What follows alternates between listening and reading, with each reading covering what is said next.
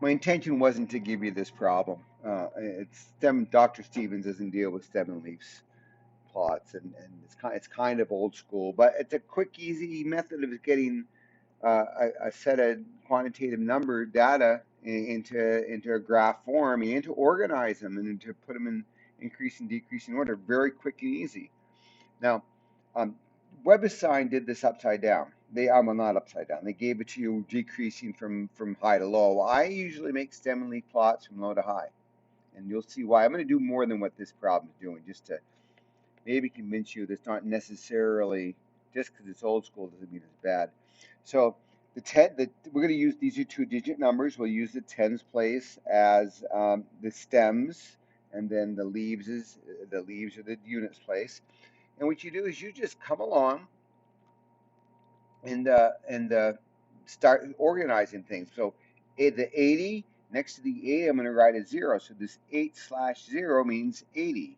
And then I got a 65, so that means I'm going to put a 5 next to the 6, a 8 next to the 7, a 1 next to the 9, a 5 next to the other 8. That indicates 75. You see that?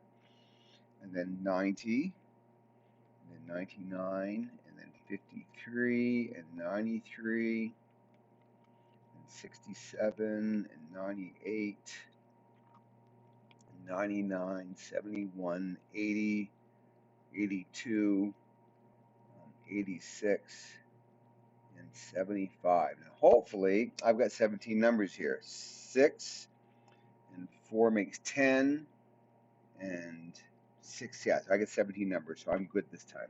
Now, notice these are in order. If you put those numbers in the WebAssign, you'd get them marked wrong, because now what you do is once you do the first stem and leaf plot, now what we have to do is put them in order. So at this point, it's super easy. 5, 6, 7, 8, 9. Now you just put those digits in order. It's just the 7 is we got to change it up, don't we?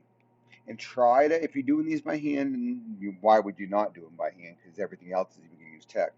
Try to space it so you can get an idea what this looks like. Let's see, so I'm going to 0, 1, 3, 8, 9, 9. So now here's where the stem and leaf plot's pretty cool. I'm going to turn this sideways. I see because I've got the high numbers on this side. Wait, let me get a pointer. Because I've got the high values on here and the low values on here, I can see this is a left skew distribution. Whereas it would be backwards here, right? I couldn't say that to right. If you turn that sideways, right, that'd be a right skew distribution looking at the tail. So here's a left skew distribution. Cool thing about the box and whisker plot, or is it the stem plots, stem and leaf plots. And notice if you wanted to put this in order to get this WebAssign question right, you just have to put them in upside down. But easy way to see the shape, tail to the left, it's left skewed, right? If we wanted to say they wanted us to find the 5-number summary, well, I know the min.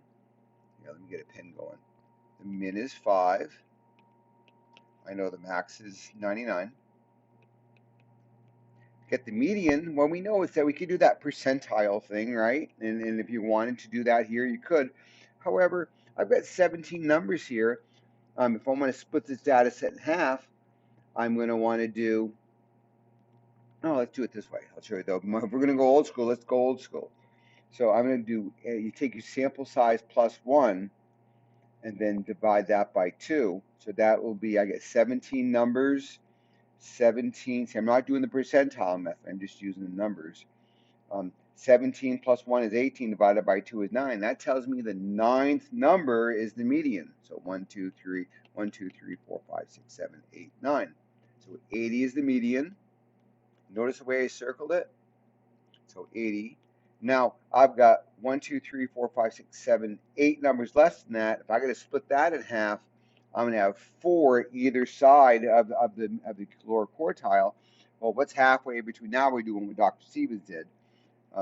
71 plus 75 divided by 2 is what? 146, and half of 146 is 73. So the lower quartile is 73, and we'll do that same thing on the way up. 4 below it, halfway between 91 and 93 is 92. 91 and 93 is 92. So there we've got the 5 number summary very quick and easy on this small data set without having to do the quartile method. So if this made sense to you, go ahead and use this method. But okay, so there's the stem plot. I showed you how to find the 5 number summary, and we can do a box plot from here. Since I'm making this video, something that people do wrong on the first exam is when they make their box and whisker plots, they don't put a scale. They just they do something that, and sometimes they do it correctly just without the scale. I don't know if they're how they're doing it, but some people just slap the numbers in there, and you lose that this is a right skewed distribution. So I get to graph these 5 numbers, then noticing that I didn't write the minimum as being 53, but 5. So I'm just going to start at 50, and I'm going to have 5 lines. Every line's going to be worth 10.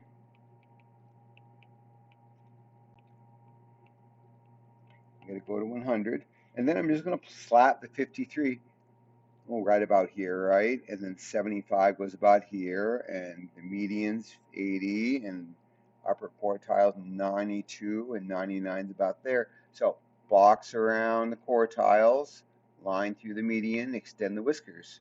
So you can kind of see that this is a left skew distribution, just like what I said when we looked at the stem whisker plot. Tail to the right, you can see that big long whisker. And we got 50% of the data sitting here, and we've got a much shorter range to get the upper 50%, because remember that's the median is in the middle, cuts the data set in half. So, what's important about the exam, on the question asking exam, if you're going to use tech, make sure it includes the scale. Don't just draw the box plot and label the numbers here, because that's kind of hard to see the scale. You might lose that, and if you don't include a scale, you might lose the idea that it's a left skewed distribution. Okay, tail to the left is a left skewed. Okay, this is a long enough video. Let me know if you need more help.